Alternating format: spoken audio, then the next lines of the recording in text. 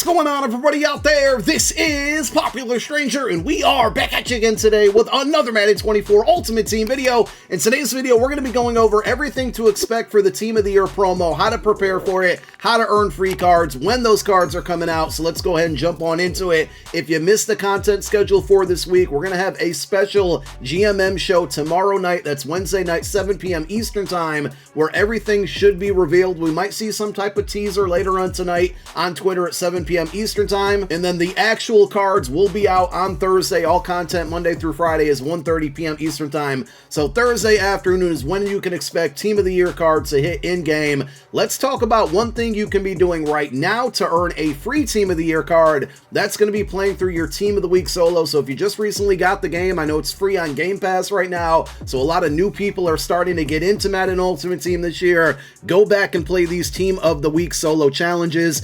There's a lot of them to play, but they're usually pretty easy to get through. So if you go down towards the bottom of your solos, number one, you have to play the Team of the Week preseason solos. If you look at the milestone rewards at tier 3, you're going to get your first Team of the Year collectible. Then you go into the Team of the Year solo challenges, Team of the Week, and every week we got 3 solos. You have to beat the second solo of every week to get the Team of the Year collectible. So the first one gives you a lower overall card. The second solo is going to give you that Team of the Year token, as you can see here, and you're going to have to go through and beat every single week. If you want to play through the third one, that's going to give you a uniform. This is where a lot of people get throwback uniforms from. If you're just joining into the game and you're looking for some of these and you can't find them on the auction house, scroll through all of these Team of the Weeks and you'll see I get a ton of questions. How do I get the Kelly Green uniforms? It's from week number 12 of Team of the Week. The third solo gives you that Kelly Green uniform, and again, the second solo for each week gives you the Team of the Year token. So once you collect all of these Team of the Year tokens, you're going to be able to trade those in for a free Team of the Year card. Now, the way that it's worked in several years past, including last year, is you exchange all of the tokens, and in return you get a fantasy pack that gives you 3 random options: 1 random offensive player, 1 random defensive player, and 1 random specialist. And the good news here, if they do like they've done in prior years, that card ends up being auctionable, and these cards are definitely going to be about 6, 7, maybe even 800,000 coins. It's going to be a great opportunity to turn one of those cards into coins, or if you get a really good card, it's obviously going to be one of the best players on your team. The second free Team of the Year card is likely going to come from a welcome pack. At the end of February or so, they put out a couple different votes over on Twitter, and one of them was for a free 97 overall welcome pack player. So if you take a look, Micah Parsons won with 42.5% of the votes. So we're probably going to get a welcome pack that features a lower overall Micah Parsons. Now the big question is, will you be playing through solos and maybe a field pass to earn tokens to fully upgrade him to a 97 overall, or will it be similar to the Super Bowl promo where you can get him maybe to a 95 overall and you have to put another Team of the Year card into his upgrade path to get him up to that full 97? That we don't know. That we'll find out on Wednesday night on the reveal stream, but it looks like everybody is going to get a welcome pack Micah Parsons, and it should be a free card. The welcome pack thing is going to be new to Team of the Year because in prior years, including last year, if you take a look at this screenshot, the other way to get a free Team of the Year card was to just simply play through Team of the Year solos, earn enough milestone stars, and in return you would get a B&D pack that gives you a Team of the Year card, and I believe it gave you one of your choice out of all of them, which was definitely a W. Earlier I said that the welcome pack was new. I slightly forgot that there was a welcome pack John Madden card last year for Team of the Year, and there was a method where if you put 2 full Team of the Year cards into a set, you could get a left tackle John Madden, and in return not only did you get that left tackle card, but you got 2 Team of the Year B&Ds back in return. So basically it was a method to go out and get 3 of them. I don't expect it to work that way, but it was a really cool feature of last year's Team of the Year promo. Now, there were 2 additional votes open on Twitter back in February for the offensive and defensive players for this Team of the Year promo, and these are also going to be 98 overall LTDs. You can see that Kyle Hamilton and Puka won those votes, so that means that those 2 players are going to get 98 overall LTD cards. The champions in this promo should be 97 overalls, and the big question I continue to get is how many 94s, or will I need 94 overall cards to complete these Team of the Year sets? So if we go by the format that we've seen all year, specifically on Thursday promos, it always requires 5 cards at a specific overall from any program, and in return you get the champion. Now, Team of the Year could be a little bit different because in years years past, we've never seen a set like this before, or I should say we've never seen the sets designed like this before. I do want to show you another screenshot from my video last year on Team of the Year. This is what a champion set for the Team of the Year program, in this case Jalen Hurts, looked like. It was a bunch of random different overall cards from various programs. So if you're wondering how you can prepare for Team of the Year this year, you have to keep in mind that that's how it was last year, and I believe the year before that, and the year before that as well. If you want to go out and risk it, 94 overall should be the cards you need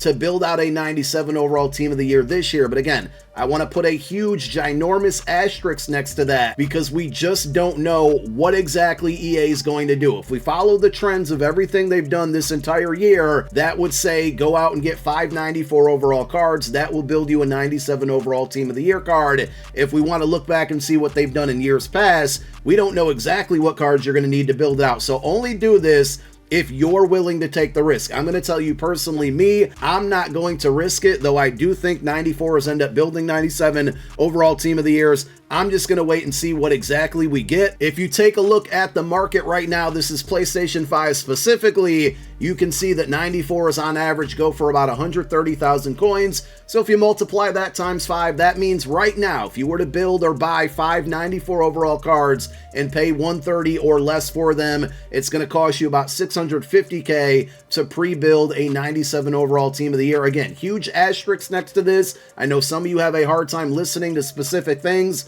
so I want to be very clear when I say this. We don't 100% know if that's what EA is going to do to build out the sets, but if you want to go out and build 94s or buy 94s, this is what you're going to do. So as always, my favorite way to filter through cards is go to the quality that we're looking for, which in this case is going to be 94 overall cards. We're going to sort by newest, so L2 or left trigger on Xbox, and go by newest. And then I just simply like to filter through each individual position, and we're going to scan across that top row. If we see a 94 for under 130K, and again, I don't see any really quickly, so we're going to move on. We will just go over to the next position until we see a card that hits our target. You can see they're pretty consistently at 130 right now early on. Let's go to wide receivers. Nothing there. If you want to scroll down to the second row, you always can, but for me, because we're sorted by newest here, I'm pretty much always looking at the top row, and if we don't see anything we want, we move along. This is kind of the most efficient, fastest way to get through everything here. And as you can see, not commonly able to find these cards for 130K or under right now. There's a Zadarius Smith for 128K, and it's actually been up for about 12 minutes, so that one's been sitting there. So that somewhat gives me hope that if you guys are patient enough, you can find these cards for a lot cheaper at those overalls. I think for the most part, 94s are going to consist of playoff cards, aka cards, regular legends. There might be some other smaller promos in there that I'm forgetting about. Weekly wild cards look like they're going to be in there as well. I'm sure there's going to be some reduxes, so if you want to go ahead and filter by like a specific promo, I think playoffs will be the most common. You can always do that. I would not narrow it down as much when it comes to a specific program, so you can go like all offense and still keep that newest filter there. It is over 100 items or 100 items found, which means